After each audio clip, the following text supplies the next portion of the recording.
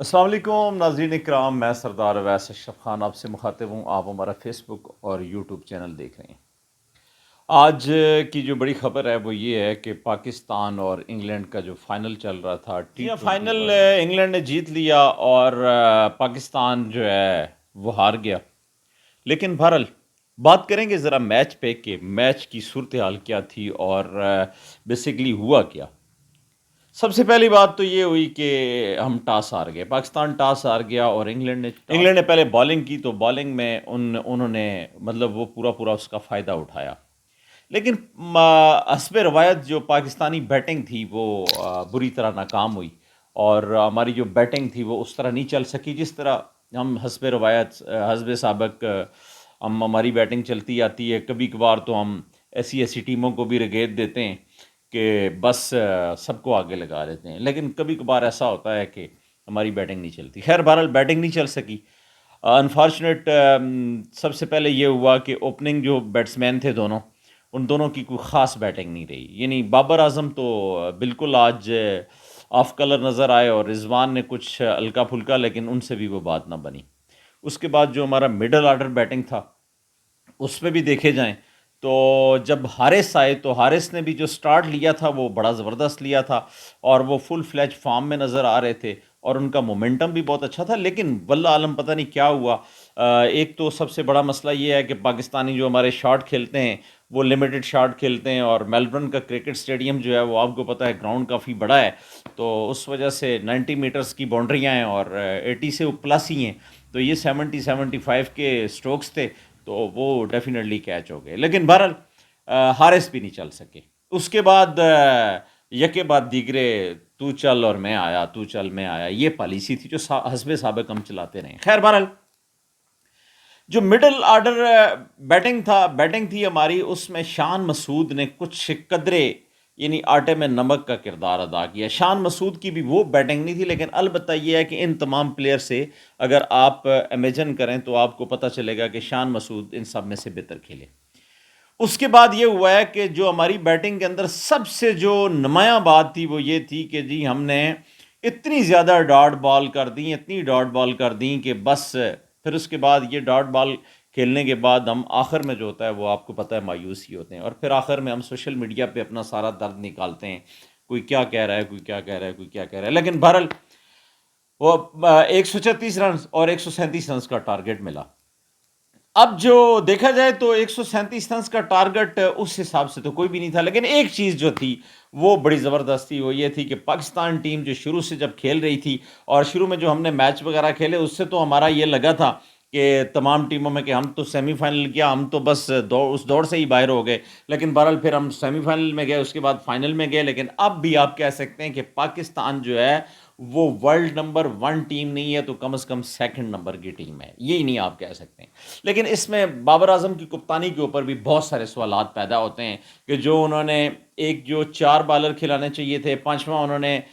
کیسے کھلا لیا اور ایک فل ٹائم بیٹسمین نہیں رکھا، چونکہ بیٹنگ کی آج ضرورت تھی، بالر تو کوئی بھی چل سکتا تھا۔ پھر انہوں نے بالنگ کے شعبے کے اندر اگر آپ آئیں تو بالرز نے تو بہت زیادہ جان ماری۔ اس میں 2 3 4 غلطیاں ہوئی بڑی، لیکن یہ ہے کہ جو بالرز نے بالنگ کی وہ ونڈرفل تھی، امیزنگ بالنگ تھی، یعنی اور پھر ایک جو سب سے بڑا پاکستان کو نقصان آیا وہ یہ آیا، شاہین شاہ افریدی جو انجرڈ ہو گئے، اس کی وجہ سے ان کا مسل پل ہوا اور انہوں نے ایک ہی بال بڑی مشکل سے پھینکی جو تیسرے اوور کی تھی۔ 2 اوور جو انہوں نے کیے وہ بڑے ہی زبردست تھے، اور اس کے علاوہ جو جب وہ انجرڈ ہو گئے تو پھر وہ سارا جو مومنٹم تھا میچ کا وہ تبدیل ہو گیا۔ لیکن اس دوران جو حارث رؤف کی جو بالنگ تھی انہوں نے تو کمال کر دیا۔ حارث رؤف کی بالنگ کو دیکھ کے لگ یہ رہا تھا کہ یہ صحیح تھرو پہ، اور پوری طرح بیٹسمینوں کے اوپر پوری طرح حارث رؤف جو تھے وہ حاوی ہوئے تھے۔ اسی طرح اگر آپ محمد وسیم کی بات کر لیں، نسیم شاہ کی بات کر لیں، انہوں نے پہلی کچھ بالیں جو لیگ سٹمپ کے اوپر وہ پھینک رہے تھے ان کو وہ ہک کر رہے تھے اور وہ 4 مار رہے تھے اور وہ بالکل کھل کے کھیل رہے تھے، لیکن جو بال وہ مڈل پہ یا آف سٹمپ کے اوپر دے رہے تھے ان کو وہ چیس نہیں کر سکتے تھے، ان کو وہ پلیٹ نہیں کر سکتے تھے۔ خیر بہرحال اس میں پاکستانی ٹیم کا ایک سب سے بڑا جو ہمارا جو شعبہ ہے وہ فیلڈنگ کا شعبہ ہے، اور فیلڈنگ کا شعبہ جس دن ہمارا مضبوط ہوگا اس دن ہماری ٹیم بہت اچھی ہو جائے گی، اور بیٹنگ کا شعبہ اگر بہت اچھا ہوگا تو پھر ہم دنیا کی نمبر 1 ٹیم ہوں گے۔ لیکن آج بھی ہم یہ کہہ سکتے ہیں کہ ہم دنیا کی کسی بھی نمبر 1 ٹیم کو ہرانے میں اپنا کوئی ثانی نہیں رکھتے ہیں۔ ہمارے بیٹسمین کسی ٹائم بھی کوئی بھی بیٹسمین ایک ایسا چل جاتا ہے کہ جس کی خیر بہرحال آج لالا افتخار نہیں چلے، اور دیگر اور بہت سارے بیٹسمین جو تھے انہوں نے مایوس کارکردگی دکھائی، اس کے باوجود بالرز نے جان ماری، اور بالرز نے جب جان ماری اور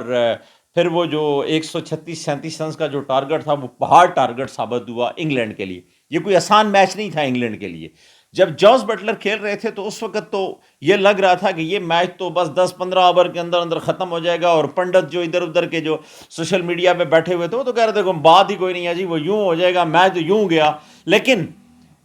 جب وہاں پہ آپ نے دیکھا، آپ خود سارے میچ دیکھ رہے تھے، پاکستانی عوام ہماری جذباتی عوام ہے، الحمدللہ ہم لوگ جتنا جذبہ رکھتے ہیں اتنا کوئی بھی اور قوم نہیں رکھتی، تو ہماری جب ٹیم ہارتی ہے تو ہم بہت زیادہ ڈسہارٹ ہوتے ہیں۔ بہرحال پاکستانی ٹیم بہت اچھا کھیلی ہے، بڑا زبردست کھیلی ہے، بالنگ کے شعبے میں ہم بہت زیادہ مضبوط ہیں، اور ہمارا دنیا کا سب سے خطرناک ترین اٹیک ہے۔ اور ایک اور چیز آج میں بتاتا ہوں، کل میں انڈیا کے اوپر بات کر رہا تھا، انڈین جو اینالسٹ تھے جو انڈین، وہ سارے مطلب پاکستان کے حق میں بات کر رہے تھے، اور وہ یہ کہہ رہے تھے کہ جو کپ ہے وہ ایشیا کے اندر آنا چاہیے اور پاکستان کو جیتنا چاہیے۔ بہرحال آج ہم تھوڑا سا دکھی ہوئے ہیں، لیکن کوئی بات نہیں، ہم پھر بھی رنر اپ میں ہیں، ہم ابھی بھی مطلب وہ ورلڈ کی دوڑ سے باہر نہیں ہوئے ہیں، ہم نے پھر بھی انگلینڈ کو ویسے آسانی سے کپ نہیں لے جانے دیا۔ ہم نے کپ وہ لے کے گئے، لیکن اب وہ کپ بھی جو لے کے گئے نا، آپ سب لوگ جو ہے نا جو دکھی ہوئے بیٹھے ہیں میری طرح، ہمیں دکھی نہیں ہونا چاہیے۔ اس کی وجہ بابر اعظم کی کپتانی میں بہت سارے سوالات پیدا ہوتے ہیں، اور اسی طرح ان کی بیٹنگ پہ ہوتے ہیں، اور اسی طرح انہوں نے جو افتخار احمد جو اس نے 5 بالیں کرائیں اور پھر انہوں نے بالر یوز نہیں کیے، پھر محمد نواز کو انہوں نے بیٹنگ میں رکھا تو بالنگ ان سے کروائی نہیں، اور بہت ساری چیزیں ہیں۔ ہر بندہ یہاں پہ چونکہ جو بھی دیکھیں وہ دانشوری ہے، ہر بار ہمیں بات بھی کرنی چاہیے اپنی ٹیم کے اوپر۔ لیکن بہرحال پاکستانی ٹیم کے حوالے سے جو آج کا پیغام ہے وہ یہ ہے کہ پاکستانی ٹیم بہت اچھا کھیلی ہے۔ اگر ہمارا بیٹنگ میں صرف 15 سے 20 رنز ہمیں اور مل جاتے، یعنی ہم 150 کا بھی اگر کم از کم ٹارگٹ کرتے نا، تو ہم بڑا تگڑا میچ کھیلتے اور ہم ان کو ہرا دیتے۔ لیکن بہرحال یہ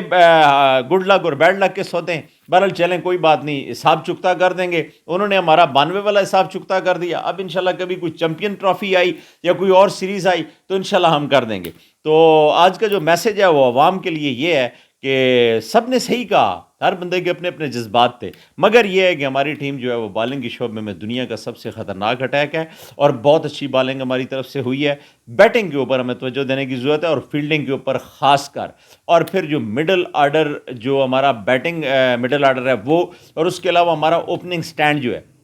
اس کے اوپر بھی ہم نے بات کرنی ہے، اور ہم نے اصل میں بہت ساری یہ بھی تبدیلیاں کرنی ہیں، جس کی وجہ سے جو ہمارا بیٹنگ آرڈر ہے اس کو ہمیں میجر تبدیلیاں اس میں کرنی ہوں گی، تب جا کے انشاءاللہ ہماری ٹیم جو ہے وہ اوپر کے لیول پہ آئے گی۔ ابھی بھی ہم اوپر ہیں انشاءاللہ، اور جس طرح انگلینڈ نے انڈیا کو ہرایا تھا، ہم اس طرح تو نہیں آ رہے، ہم کھیل کے آ رہے اور ہم جم کے کھیلے۔ بہرحال آج کے لیے اتنا ہی، اپنا خیال رکھیے گا اور ہمارے چینل کا بھی۔